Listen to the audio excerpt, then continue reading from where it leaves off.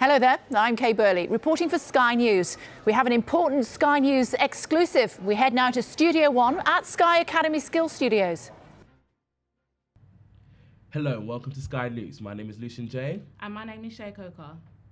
In today's report, we'll be focusing on the topic of social networking and the positives and negatives that surround it.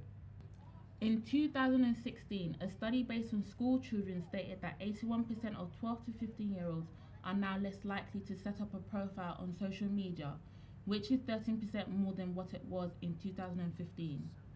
On the other hand, social media has been used as a platform to expose previous unspoken affairs regarding the Harvey Weinstein case. Victims have taken to Instagram, Snapchat, and social media. Stay tuned because coming up later, Mandy and Christy Rose will be discussing anti-social media campaign with CEO of Sakai. But first, we'll hand you over to Mittal, who will be speaking to a child psychologist and a young person. Welcome back. So today we're discussing how many of us are carrying our bullies in our pockets. I got two guests with me, a male psychologist and Beverly, a young person who has been personally affected. Beverly, please share your experiences with us, with our viewers. I had an experience on social media where I was being trolled by these bullies online where they said racial slurs, and it affected me emotionally, and it had me thinking how many people actually go through this every day and what is the solution for these problems. So Amel, as a psychologist, can you please elaborate and suggest possible solutions to those affected? Unfortunately, Beverly's story is one of many. Today we're seeing a huge rise in cyberbullying as social media sites become popularized. People are hiding behind faceless accounts. People are continuing their bullying from the schoolyard into the home. And this is having a huge impact on young people's mental health. Millennials have the highest recorded amount of mental health issues, such as anxiety and depression. So it's an incredibly urgent issue.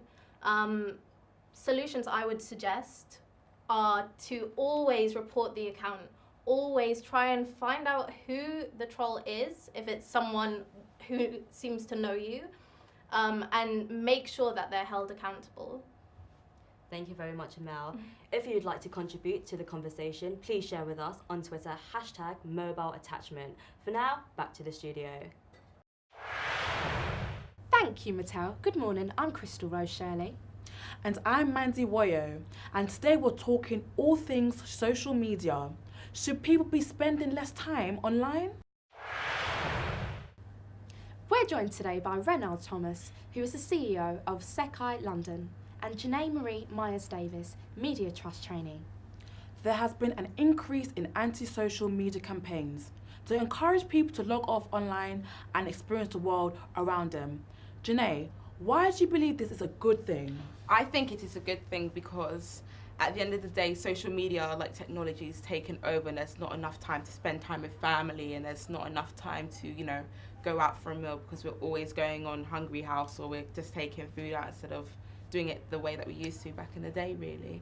Okay, so Renard, you have built your business through social media. Can you help explain the full value of it? Well, I think that social media is very important as, for example, you have to use reach and engagement. Through this, you're able to access very different audiences, and sometimes audiences that you wouldn't even get. For example, if someone liked a t-shirt of mine or a hoodie of mine, for example, they would obviously go through social media. And for example, on Instagram, they have an explore page, or on Twitter, for example, they have a trending page, so it just allows people to find you. Do you face any distractions due to social media, and are you able to switch off beyond working hours?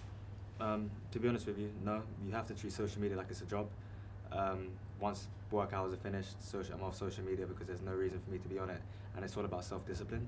For example, some of my relatives who are much younger than me, they too see social media only as a source of access, just to speak to their friends, and it doesn't consume their lives. Well, at the end of the day, like my 3 little sisters, they're constantly on their phones to the point where we communicate when someone's downstairs and upstairs instead of going downstairs and literally talking.